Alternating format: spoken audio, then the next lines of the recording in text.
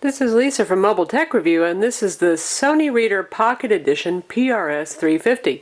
This is Sony's latest and greatest Pocket Edition reader of the 5-inch screen, and it's the first Pocket Edition to feature a touchscreen. Now, previous touchscreen readers from Sony were kind of murky looking. They lacked contrast and they had glare. Sony did a complete redesign, though, and what they've done is removed the touch layer that caused the visual obscurity, and they've added infrared sensors that sense where your finger is on the page and when it's touching, which makes for a very responsive touchscreen that adds no murky layer on top. So this looks just about as good as the new Kindle 3 and as the Nook, and has the same Pearl e-ink display technology with improved contrast that the Kindle 3 and the Kindle DX Graphite have. We're going to take a look at the touch interface, which is really the hallmark of the product and what sets it apart from other readers. You can see whatever you've been reading up here is in your continue reading section. It's the largest thing. And this interface, by the way, is fairly similar to previous Touch Edition interfaces. So if you've used Sony readers before with touch, this won't be surprising to you. This lists your book library here graphically. If you want to see all your books, you tap here where it says See All. You have periodical access here, collections. Yes, you can create folders and collections with Sony readers, which is a wonderful way to organize your books. And you can access any notes that you've created. Since this has note-taking, you can do highlighting with your finger and written notes, or you can use the included stylus, which lives in the silo here. Got access to applications here. For your picture viewer, handwriting, you can just use this as a free-form note-taking device. Access your dictionary. There are quite a few on here. There's the Oxford American and the Oxford English Dictionary, as well as translation dictionaries for German, French, Italian, Spanish, and Dutch. And you've got text memos here. And if you want to create a new memo, standalone, and you can see here's the on-screen keyboard. You can use this device in either portrait or landscape modes, and there's a setting that switches the screen. It does not have an accelerometer. Down here we have buttons that are similar to what you've seen before in Sony readers. Page turn buttons, home, which takes us back to the screen right here, the zoom button, and options.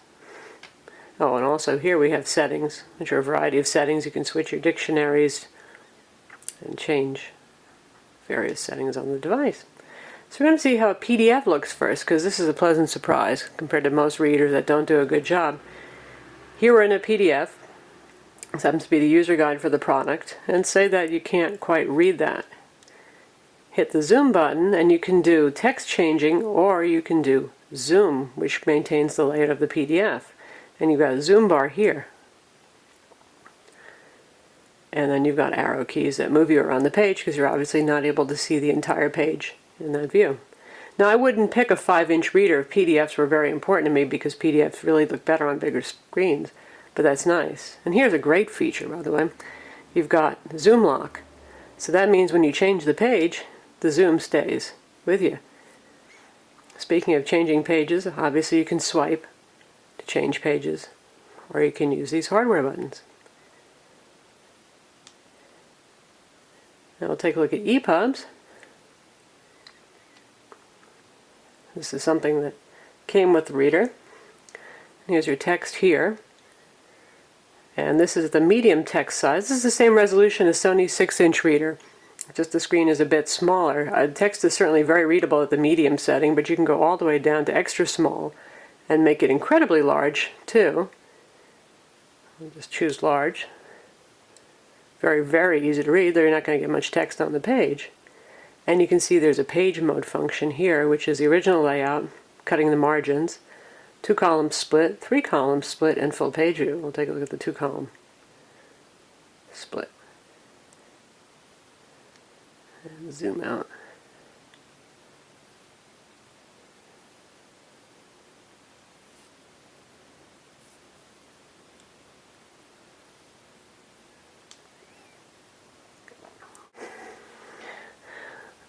The Pocket Edition is very small. As you can see, here it is next to the Nook with the 6-inch display and the touchpad area down below. And this guy is extremely pocketable and easy enough to throw in a purse. Build quality is very nice, as you'd expect from Sony. You've got the metal face here, metal spine. Black back seems to be plastic to me. And then you've got this white plastic spine here and here. Sony works with ePUB books with and without Adobe DRM. Likewise, it works with PDFs with and without Adobe DRM. It works with Sony's book format text, RTF, and Word through conversion using the Sony desktop software. This guy has 2 gigs of storage with 1.4 gigs available. That's enough to store hundreds and hundreds of books. There is no expansion slot, and unfortunately there is no wireless. We really can't figure out why Sony left that out when that's such a compelling feature on the Nook and the Kindle products. So that's the Sony Pocket Edition PRS-350 just coming out now. The 6-inch will also be out shortly, and in November we'll have the 7.1-inch Daily Edition PRS-950, which will have both Wi-Fi and 3G. I'm Lisa from Mobile Tech Review. Visit our website to read the full review.